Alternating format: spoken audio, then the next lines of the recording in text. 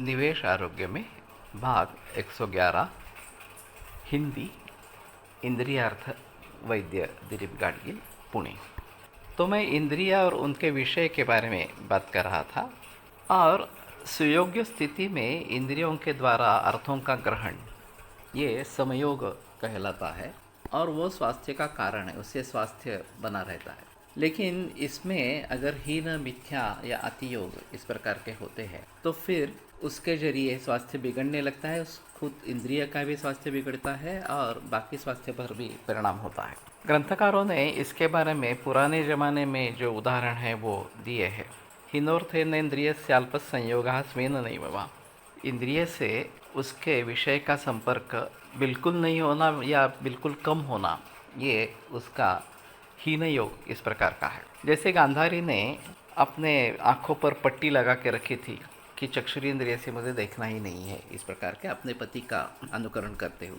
तो इस प्रकार का जो है वो हीन योग इस प्रकार का है। आँखों से बहुत देखते रहना ये अति योग इस प्रकार का है।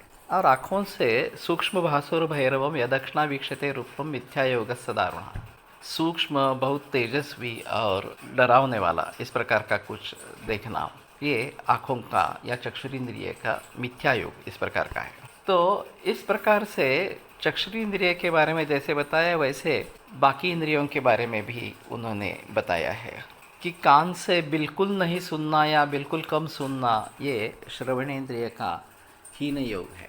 बहुत सुनते रहना ये अति योग इस प्रकार का है। अभी बहुत सारे छात्र कान में वो डाल के यंत्र डाल के सुनते रहते हैं इस प्रकार से। घूमने के लिए जाते तो भी कान में डाल के सुनते सुनते चलते हैं इस प्रकार से।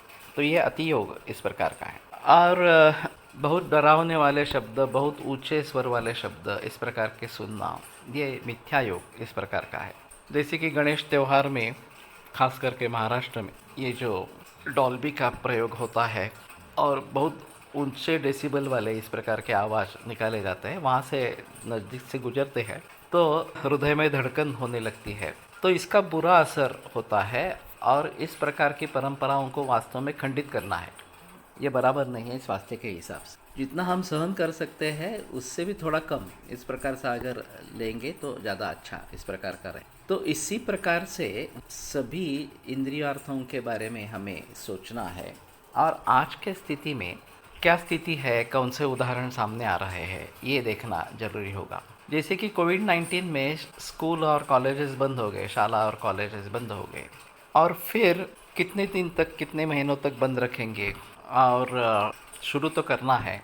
तो ऑफलाइन के बजाय ऑनलाइन ये ऑप्शन शुरू हो गया और सबके घर में मोबाइल है तो मोबाइल के आधार पर शिक्षा का अभियान चला और बहुत छोटे छोटे बच्चों को मोबाइल पर पढ़ाना इस प्रकार का शुरू हो गया। तो ये निस्संशय मिथ्या योग है चक्षुरेंद्रिय का। बहुत सारे बच्चों पर इसका गहरा असर हुआ, चश्मे बहुत सारे बच्चों को लग गए इस प्रकार से।